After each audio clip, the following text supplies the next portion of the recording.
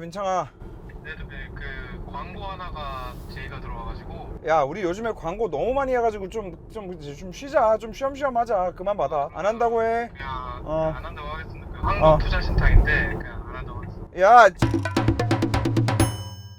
자, 여러분 안녕하세요. 모토라인입니다. 한국투자신탁에서 광고를 주셨습니다.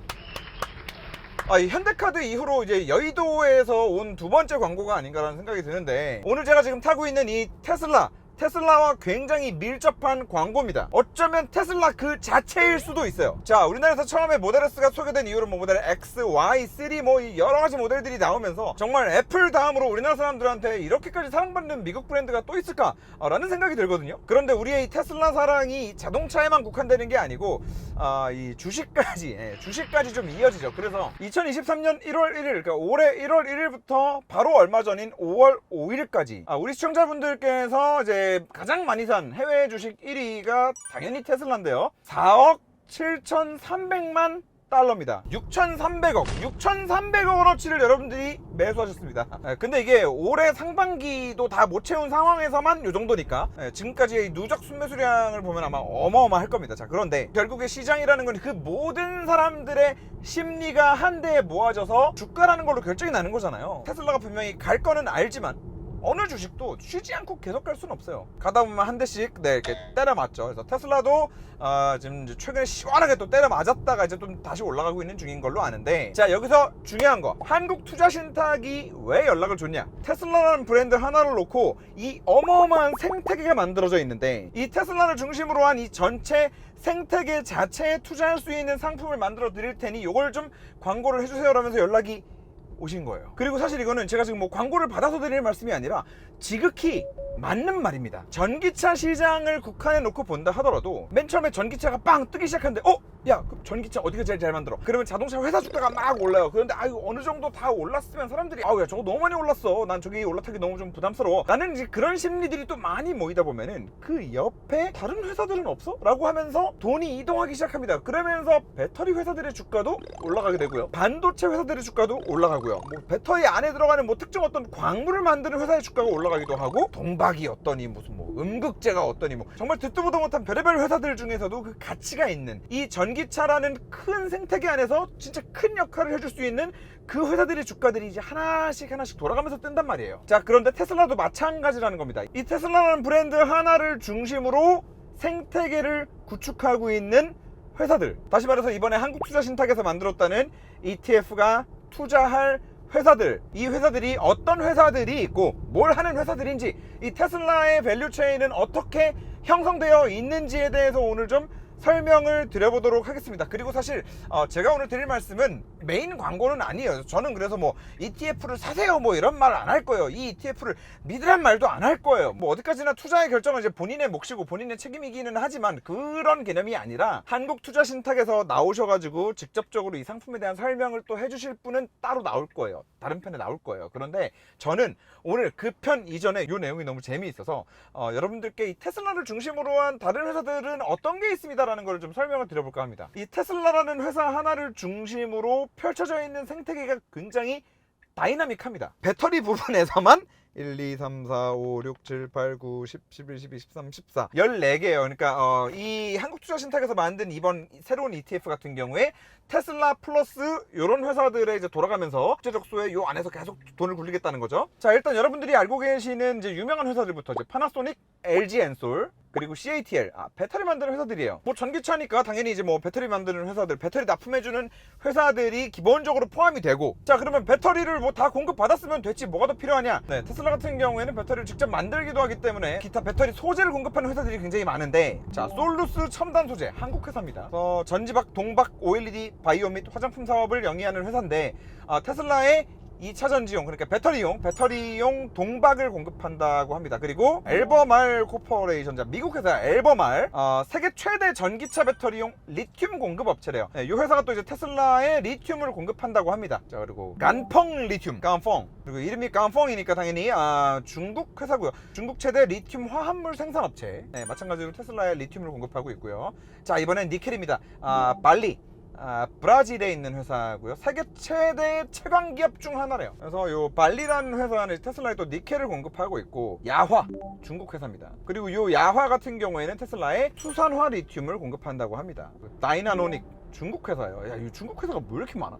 테슬라의 LFP를 또 공급한다고 하고요. 자, 그리고 스미모토 메탈 마이닝. 근데 이거는 뭐 이제 양극재 제조업체인데 테슬라에 직접 공급하는 건 아니고 테슬라에 납품되는 파나소닉 배터리에 들어가는 양극재를 납품하는 회사라고 합니다. 그런데 얘도 뭐 양이 어마어마하고 파나소닉 배터리를 테슬라가 워낙 많이 갖다 쓰기 때문에 이렇게 밸류체인에 지금 묶여 있는 것 같아요. 그리고 SEM 코퍼레이션 그룹이라고 합니다. 중국 회사인데 요 회사는 LG화학, CATL, BRD 등에다가 그 리튬이온 배터리 분리막을 제일 많이 공급을 하고 있다고 하고요. 자, 그리고 자랑스러운 우리 LNF, LNF 테슬라에 직접 하이니켈 양극재 공급하고 있다고 합니다. 그리고 시라 2차 전지용 흑연 생산 기업 시라 테슬라에 흑연을 공급한다고 합니다. 그리고 이것도 또 중국 회사인데 천사 첨단 신소재, 여기도 세계 1위 업체인데 2차 전지용 전해액 생산업체라고 합니다. 테슬라에 전해질을 공급하고 있는 세계 최대 전해질 생산업체라고 하고, 한 가지 재미있는 거는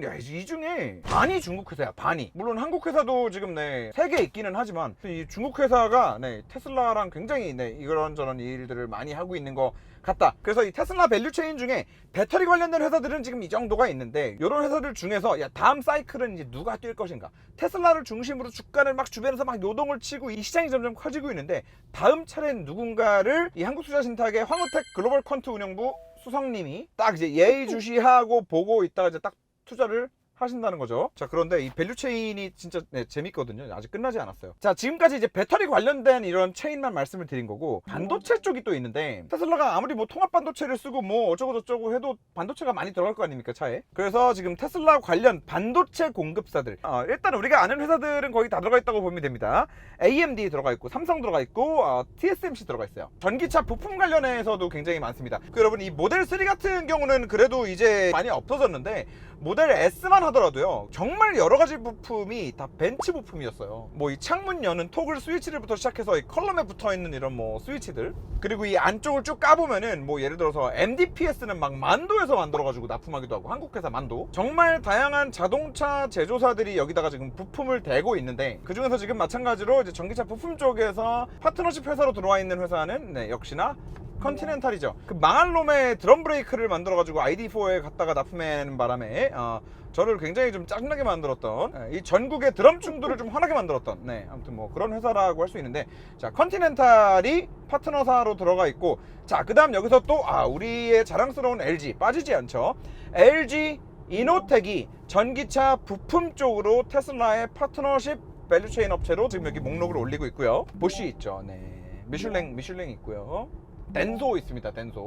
덴소는 정말 큰 회사입니다. 그리고 여기 판교 바로 옆에 여기 안양에도 덴소 코리아도 있어요. 자, 그리고 LG 디스플레이도 여기 들어와 있는 거를 확인하실 수 있습니다. 자, 그리고 여기 또 재미있는 카테고리가 하나 있는데, 제조 장비 충전 쪽, 이쪽 카테고리가 또 굉장히 재미있을 것 같은데, 뭐 대표적으로는 파낙이라는 회사 있습니다. 이게 일본 회사인데, 일본에서 굉장히 유명한 그 이제 공작기계 컨트롤러 로봇 팔 만드는 회사래요. 많은 분들이 아시겠지만 일론 머스크가 이 테슬라 자동차 공장의 자동화에 굉장히 이제 좀 목을 메고 있다고 해요. 그리고 우리 뭐 모델 3 같은 경우에 처음에 이게 단차가 이게 뭐 말이 되냐, 이게 차냐 막 사람들이 막 욕하고 그랬었는데, 단차가 점점 좋아지잖아요. 그게 차를 만들어 가지고 팔면서 이 자동화 공정의 완성도를 점점 높여나가고 있는 거라 그러더라고요. 그래서 요즘 나오는 테슬라도 보면은 이게 단차가 점점 없어지는 게, 무슨 뭐 사람이 조립하던 게 숙련도가 올라가서 그런 게 아니라 로봇으로 조립하고 있는 그 조립 라인의 완성도가 점점 올라가는 거라고 하더라고요. 그래서 이 파낙도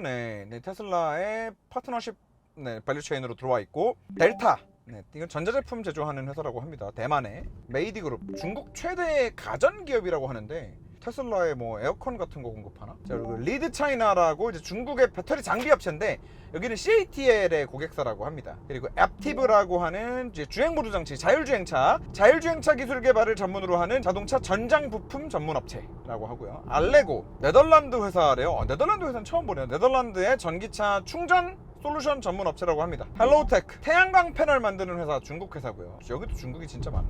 자, 이렇게 테슬라의 주요 핵심 부품들을 공급하는 밸류체인에는 어떤 회사들이 있는지를 말씀을 드렸는데, 야, 뭐가 그렇게 많냐라고 하시면 안 됩니다. 요거는 주요 원자재들만 공급하는 회사들만 추린 거예요, 지금. 자, 정말 단순하게 여러분들이 알고 계시는 테슬라 관련 기업 뭐가 있죠? 스타링크 있죠. 그리고 스페이스X도 있죠. 네, 이 두 회사가 뭘 하냐? 물론 다른 일들도 많이 하지만 기본적으로 스페이스X는 스타링크 위성을 위로 계속 갖다 쏘아 올리죠. 그리고 그렇게 계속해서 쏘아 올린 스타링크 위성들은 나중에 어떻게 활용이 될 예정이다? 테슬라가 결국에는 자동차를 자율주행하는 단계까지 갔을 때 어디서도 끊어지지 않는 완벽한 생태계를 구축한 다음에 자율주행 도시를 만든다. 이건 약간 여러분들이 이렇게 생각하시면 돼요. SK텔레콤이 드론 만들어서 박람회 나오고 하는 거 보신 적 있으시죠? 그 드론에 사람 태워가지고 뭐 여기서부터 여기까지 이동해주는 운송수단으로 새로운 운송수단을 만드는데 SK텔레콤이 뛰어들어서 거기에 엄청난 투자를 퍼붓고 있단 말입니다. 그런데 SK텔레콤이 그냥 돈 많아가지고 거기에 투자하고 있냐라고 하면 아닙니다. 미래의 모빌리티 시장, 미래의 이동수단들은 일단 자동으로 움직이는 게 핵심인데, 그 자동으로 움직이게 한다는 가장 근간에는